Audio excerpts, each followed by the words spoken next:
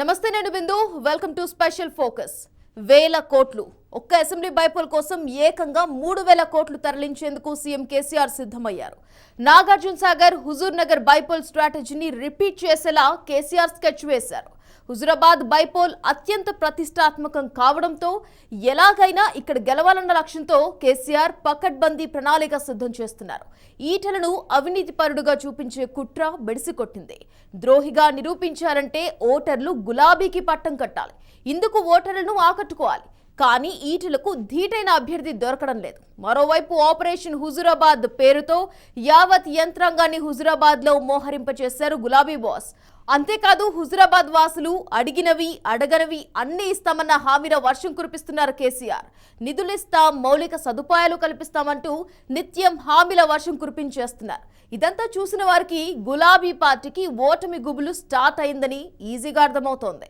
అవమానించారు, అబాండాలు వేశారు. చివరికి బీసీ నేతను, సీనియర్ నేతను, ఉద్యమకారుడు, ప్రజానేతన ఈటలను టీఆర్ఎస్ అకారణంగా సాగనంపింది. ఈటల ఏదో చేసి ముఖ్యమంత్రి కుమారుడిని సీఎం కాకుండా చేశాడనే నిందమోపి అపవాదుల పాలు చేసిన అధికార పార్టీ ప్రజల్లో పలుచునైనా తన పరువు పోగొట్టుకుంది. సొంత పార్టీనే తనను ఓడగొట్టేందుకు కుట్రలు పన్నిందని ఈటల చేసిన సంచలన ఆరోపణలు ప్రకంపనలు సృష్టిస్తున్నాయి. ఉద్యమ కాలం నుంచి కేసీఆర్ వెన్నంటి ఉన్న సీనియర్ నేత ఈటల రాజేందర్ ను టీఆర్ఎస్ నుంచి సాగనంపిన తీరు హుజూరాబాద్ నియోజకవర్గ ప్రజల్లో అసహనం నింపింది. ఈటలపై వేటు పొలిటికల్ సర్కిల్లో ఈ రోజుకి ఒక సెన్సేషన్ గా మిగిలిపోయింది. హుజూరాబాద్ నియోజకవర్గంలో ఈటల ఎంతటి పెద్ద నేతంటే ఆఖరుకి ఈటలపై బరిలో నిలిపేందుకు అధికార పార్టీకి ఒక సరైన అభ్యర్థి సైతం దొరకలేదు. అసలు టీఆర్ఎస్ పార్టీని తాను వదలలేదని, వదిలేలా వాళ్లే చేసుకున్నారని ఈటల చెప్పిన విషయాలు టీఆర్ఎస్ నేతలకు కనివిప్పు కలిగిస్తున్నాయి. నిజానికి హుజూరాబాద్ ఎమ్మెల్యే పదవికి తానంతట తానుగా రాజీనామా చేయలేదని ఈటల రాజేందర్ వివరించిన విషయాలు కేసీఆర్ నియంతృత్వానికి పరాకాష్ట. టీఆర్ఎస్ అధిష్టానం రాజీనామా చేయాలని డిమాండ్ చేస్తేనే తాను రాజీనామా చేయాల్సి వచ్చిందని ఈటల వివరించారు. ఇవన్నీ ఈటలలోని నాయకత్వ లక్షణాలు మరోసారి ఆవిష్కరిస్తూనే హుజూరాబాద్ నియోజకవర్గంలో ఆయన ఇమేజ్ ను మరింత పెంచాయి. హుజూరాబాద్ ఉప ఎన్నికల కోసం నియోజకవర్గ వ్యాప్తంగా ఈటల రాజేందర్ ప్రజాదీవెన యాత్ర పేరుతో పాదయాత్ర చేపడుతుండగా దీనికి అనూహ్యమైన స్పందన లభిస్తోంది. 2023 తరువాత టీఆర్ఎస్ ఓటమి ఖాయమని, తర్వాత వచ్చే ప్రభుత్వంలో వచ్చే స్కీమ్ చాలా గొప్పగా ఉంటాయని ఈటల భరోసా ఇస్తున్నారు. 2.5 సంవత్సరాలుగా రాని పింఛన్, రేషన్ కార్డులు ఈ రోజు తన వల్ల హుజూరాబాద్ కు వస్తున్నాయని ఈటల వివరించడం అక్షర సత్యమని రాష్ట్ర ప్రజలు ఆయన మాటలతో ఏకీభవిస్తున్నారు. 100 కోట్లు ఖర్చు పెట్టిన కమ్యూనిటీ హాళ్లు, దళిత బంధు, గొర్రెలు ఇచ్చిన అన్ని నా వల్లే వస్తున్నాయని ఈటల చెప్పారు. తన వల్లే హుజూరాబాద్ కు సంక్షేమ పథకాల వెల్లువ మొదలైందని ఈటల చెబుతున్నారు. తనను ఓడించేందుకే హుజూరాబాద్ లో 11,000 మందికి పింఛన్లు మంజూరు చేశారని, ఒక్క హుజూరాబాదే ఎందుకు రాష్ట్రమంతా పింఛన్లు ఇవ్వాలని ఈటల అన్న మాటలు తెలంగాణలో ప్రతి సామాన్యుడి మనసులో మెదిలే మాటలే. 3 ఏళ్ల నుంచి రాని గొర్రెలకు పైసలు వస్తాయి, 3 ఏళ్ల నుంచి రాని పెన్షన్లకు సాంక్షన్ ఇచ్చింది, 3 ఏళ్ల నుంచి రాని రేషన్ కార్డులు కూడా వస్తుంది. ఎన్నెళ్ళేంది నేతకారులకు కూడా 15 లక్షల రూపాయలు చొప్పున ఇంటింటికి ఇస్తారట. సరే, నా మీద కషి ఉండొచ్చు, ఆయనకు నన్ను ఓడగొట్టాలనేటువంటి తపన ఉండొచ్చు, కానీ నా ప్రజలకు మేలు జరుగుతున్నదని నేను మాత్రం సంతోషంగా ఉన్నా. తాను దొంగ పని చేసినట్లు ప్రచారం చేస్తున్నారని ఈటల ఆవేదన వ్యక్తం చేశారు. తాను ఏ తప్పు చేయలేదని, 1 ఎకరం తన దగ్గర అక్రమంగా ఉన్న ఎంక్వైరీ చేయించాలని ఈటల సవాల్ విసిరారు. సిట్టింగ్ జడ్జితో విచారణ జరిపించి నేరం రుజువైతే శిక్ష వేయించాలని ఈటల అన్నారు. కిరాయి వ్యక్తులతో మాట్లాడిస్తున్నారని, తనపై హత్యాయత్నం సైతం జరుగుతోందని, ఎటువంటి కుట్రలకు తాను భయపడేదే లేదని ఈటల స్పష్టం చేశారు. 2018లో తనను ఓడించే కుట్ర జరిగిన కేసీఆర్ కు చెప్పలేదని, నాటి కాంగ్రెస్ అభ్యర్థి ఇప్పుడు ఏ పార్టీలో చేరాడో అందరూ చూశారని ఈటల గుర్తు చేశారు. తనను ఓడించేందుకు 2018లోనే అగ్రిమెంట్ చేసుకున్నారని, తనను ఓడించేందుకు ఎన్ని డబ్బులు కావాలన్నా ఇచ్చారని సంచలన విషయాలను ఈటల వెల్లడించారు. తాను టీఆర్ఎస్ టికెట్ పై పోటీ చేస్తే టీఆర్ఎస్ మాత్రం తనను ఓడించేందుకు ప్రయత్నం చేసిందని ఈటల ఆరోపించారు. ఈ విచారణ తేలాలి. నేను ఇంకో ఏమంటున్నా, సిట్టింగ్ జడ్జితో కూడా విచారణ జరిపించమంటున్నా. ఇంకేమైనా సిబిఐ ఉన్నదా ఎంక్వైరీ? ఎన్ని సంస్థలు ఉన్నాయో ఈ గడ్డ మీద అన్ని సంస్థలతో ఎంక్వైరీ చేయించండి. నా ఆత్మగౌరవం తెలంగాణ 4 కోట్ల మంది ప్రజల ఆత్మగౌరవమన్న ఈటెల పోరుకు నియోజకవర్గంలోని అన్ని వర్గాల ప్రజలు మద్దతు పలుకుతున్నారు. ఒక్క మంత్రి పదవి ఇచ్చి బానిసలా బతకమంటే నా వల్ల కాదన్న ఈటెల మాటల తూటాలు టీఆర్ఎస్ ద్వితీయ శ్రేణి నేతలను ఆలోచనలో పడేస్తున్నాయి. ఈటెల క్షమించరాని నేరం చేశారని, సొంత ప్రభుత్వ పథకాలను ఈటెల అవహేళన చేశారని, కేసీఆర్ కుమారుణ్ణి సీఎం కాకుండా అడ్డుకున్నారని ఈటెలపై ఎన్నో అభండాలు మోపింది టీఆర్ఎస్. ఇదంతా బూమ్రాంగ్గా అధికార పార్టీకి మారుతోంది. నిధులు, పథకాలు, ఫోకస్ అంతా ఓకే. మరి అధికార పార్టీ అభ్యర్థి ఎవరు? ఇప్పుడు కేసీఆర్ ను వేధిస్తున్నది ఈ పజిలే. హుజురాబాద్ లో ఈటెలకు గట్టి పోటీ ఇచ్చే సొంత అభ్యర్థి లేక బయట నుండి తెచ్చుకున్న నేతల ఇమేజ్ సరిపోక అధికార పార్టీ ఇంకా అభ్యర్థిపైనే కసరత్తు చేస్తోంది. ఇంతకీ కేసీఆర్ ఇక్కడ బరిలోకి దించేదెవరిని? ఉద్యమకారులు, బంగారు తెలంగాణ బ్యాచ్ కు చెందిన నేతలు, ఇటీవలే వేరే పార్టీల నుంచి వచ్చిన టీఆర్ఎస్ లో చేరిన వారు సామాజిక వర్గం ఆధారంగా అభ్యర్థిని ప్రకటించడం, ఏం చేస్తే బలమైన అభ్యర్థిత్వం వస్తోందని కేసీఆర్ మల్ల గుల్లాలు పడుతున్నారు. హుజురాబాద్ కేసీఆర్ కు అతిపెద్ద ఛాలెంజ్ గా మారింది. అన్నిటా తానై కేసీఆర్ తన అస్త్ర శస్త్రాలన్నీ ఓవైపు ప్రయోగిస్తున్నారు. కానీ ఇప్పటి వరకు బైపోల్ బరిలో దిగేందుకు టీఆర్ఎస్ కు సరైన అభ్యర్థి మాత్రం దొరకలేదు. దీంతో ఓటు బ్యాంకు పరంగా స్థానికంగా పరపతి ఉన్న కుటుంబాలపై, నియోజకవర్గంలో ఉన్న ప్రభావంపై కేసీఆర్ ఇంటెలిజెన్స్ నివేదికలు తెప్పించుకుంటున్నారు. అయినా అన్ని వర్గాలకు ఆమోదయోగ్యమైన అభ్యర్థి మాత్రం టీఆర్ఎస్ కు ఇప్పటికీ లభించలేదు. ఈటెల స్థాయి వ్యక్తిని ఢీకొట్టాలంటే వివాదారహితుడు, ప్రజామోదం ఉన్న మాస్ లీడర్ కావాలి. కాబట్టి అలాంటి నేత కోసం కేసీఆర్ ఇప్పుడు జల్లెడ పడుతున్నారు. ఇందులో భాగంగా ఎంతో మంది అభ్యర్థుల పేర్లను కేసీఆర్ స్వయంగా పరిశీలిస్తున్నారు. ముద్దసాని దామోదర్ రెడ్డి సోదరుడు, రిటైర్డ్ ఐఏఎస్ అధికారి, Vemulawada temple development authority vice chairman Muddasani Purushottam Reddy పేరును కేసీఆర్ పరిశీలిస్తున్నారు. సౌమ్యుడిగా పేరున్న ఈయన ఉమ్మడి రాష్ట్రంలో కలెక్టర్ గా బాధ్యతలు నిర్వహించిన పురుషోత్తం రెడ్డి దామోదర్ రెడ్డికి స్వయాన అన్న. పురుషోత్తం రెడ్డితో పాటు దామోదర్ రెడ్డి కుమారుడు కశ్యప్ రెడ్డి పేరు కూడా పరిశీలిస్తున్నారు. అంతకు ముందు వరకు కౌశిక్ రెడ్డి పేరు ప్రధానంగా వినిపించింది. పార్లమెంట్ సభ్యులు కెప్టెన్ లక్ష్మీకాంతరావు సతీమణి సరోజమ్మ పేరును హైకమాండ్ పరిశీలిస్తున్నట్టు తెలుస్తోంది. ఈటెల వెంటున్న అనుచరుల్లో ముద్దసాని దామోదర్ రెడ్డి అనుచరులు, అభిమానుల సంఖ్య ఎక్కువగా ఉండగా వీరంతా వీణవంక, జమ్మికుంటల్లో ఉన్నారు. ఈటెలకు పోటీగా ముద్దసాని దామోదర్ రెడ్డి సోదరుడు పురుషోత్తం రెడ్డిని బరిలో ఉంచడం ద్వారా ఒకప్పటి ముద్దసాని అనుచరులు టీఆర్ఎస్ కు రావడమే కాకుండా చురుగ్గా పనిచేసే అవకాశం ఉందనే యాంగిల్లో గులాబీ బాస్ పావులు కదుపుతున్నారు. ఇక బీసీ నేత అయిన ఈటెలను పోగొట్టుకున్న టీఆర్ఎస్ ఆ లోటును భర్తీ చేసేందుకన్నట్టు టీడీపీ నేత ఎల్ రమణను చేర్చుకుంది.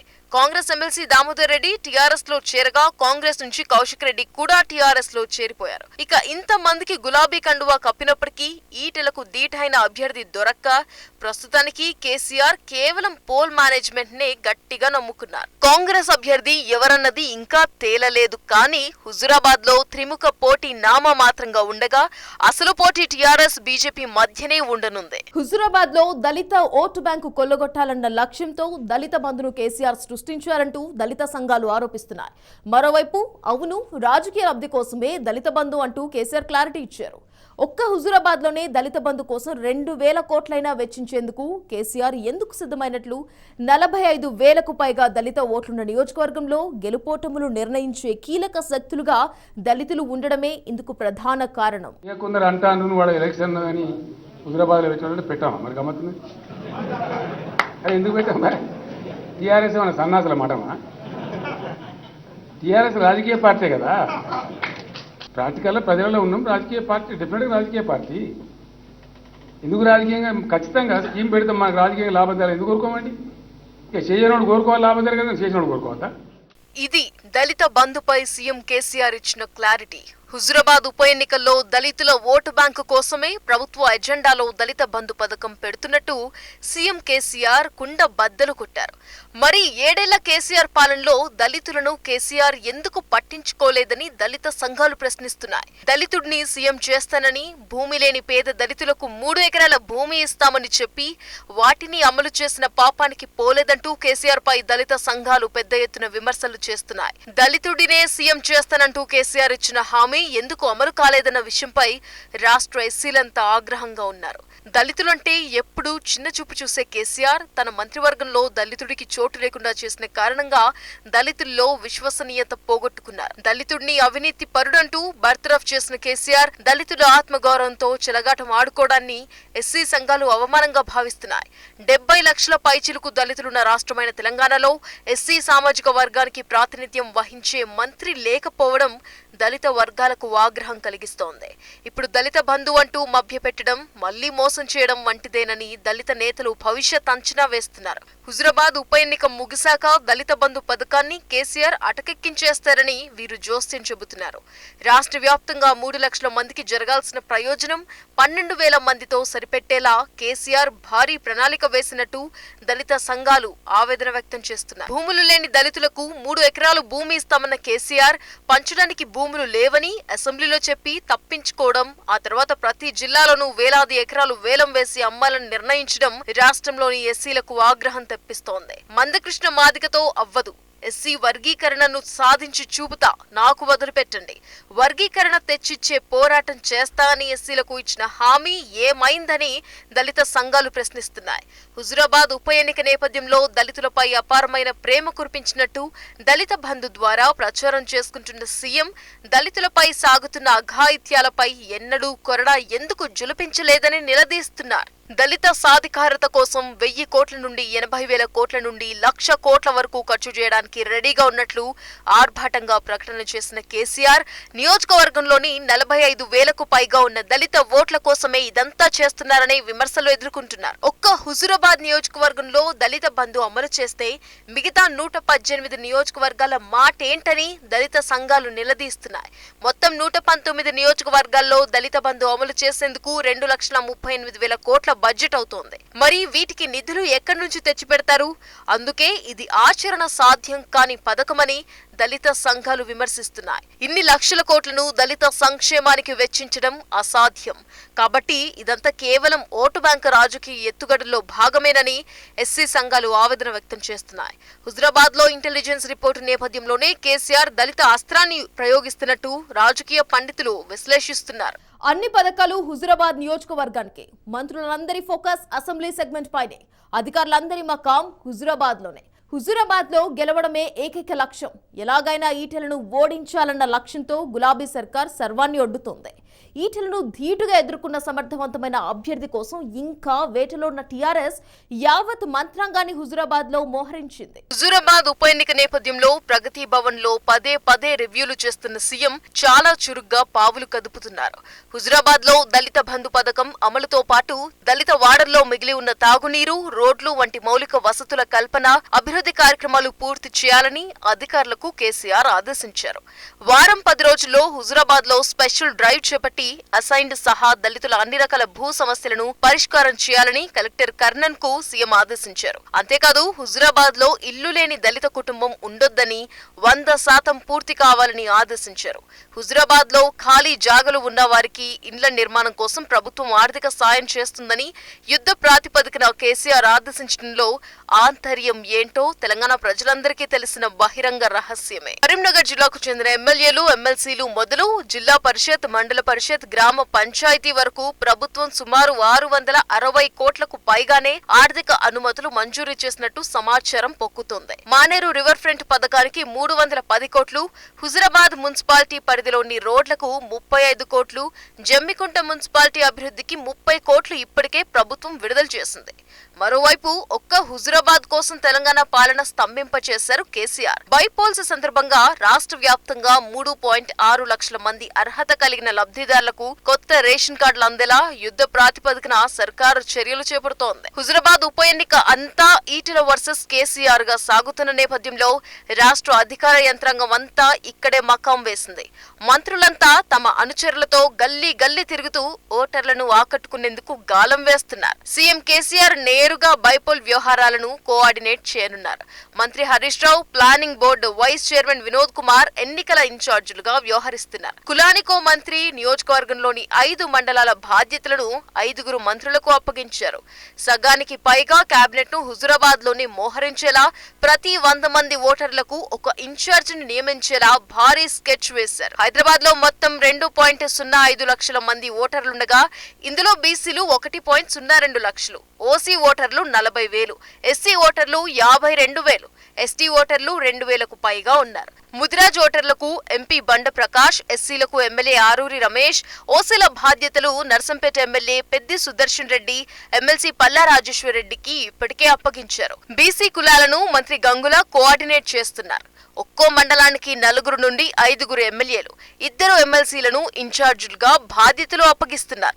మరోవైపు ఎప్పటికప్పుడు ఇంటెలిజెన్స్ నివేదికలు తెప్పించుకుంటున్న కేసీఆర్ ప్రత్యర్థి ఓటు బ్యాంకును చీల్చేందుకు ఇంటెలిజెన్స్ కానిస్టేబుల్ సేవలను ఉపయోగించుకుంటున్నారు. ఇక అన్ని శాఖల ప్రభుత్వ అధికారులు హుజురాబాద్ కు సంబంధించిన పనుల్లో పాలు పంచుకునేలా సీఎం ప్రణాళికను అమలు చేస్తున్నారు. ఎప్పటికప్పుడు సర్వేలు చేయించుకుంటున్న కేసీఆర్ సర్వేల ఆధారంగా తన ఎన్నికల వ్యూహాన్ని మార్చుకుంటున్నారు. కానీ కేసీఆర్ స్ట్రాటజీ బూమరాంగా మారుతోంది. హుజురాబాద్ కోసం ఇన్ని ప్రకటనలు గుమ్మరిస్తున్న కేసీఆర్ తమ నియోజకవర్గానికి, తమ సామాజిక వర్గానికి ఏం చేయడం లేదని మిగతా నియోజకవర్గాల ప్రజలంతా వాపోయేలా చేస్తోంది. హుజురాబాద్ వాసులేమో ఈ హామీలన్నీ అమలైనప్పుడు చూద్దామనే యోచనలో ఉన్నారు. గతంలో ఉప ఎన్నికలు జరిగిన చోటల్లా ఇలాంటి భారీ ప్రకటనలు, 1,000 కోట్ల హామీలు ఇచ్చిన కేసీఆర్ వాటిని నెరవేర్చలేకపోవడంతో బైపోల్ ముగిశాక తాము ఆ జాబితాలో చేరుతామంటున్నారు. ఇదండి ఇవాల్టి స్పెషల్ ఫోకస్. నెక్స్ట్ ఎపిసోడ్ లో మరో టాపిక్ తో కలుద్దాం. నమస్తే.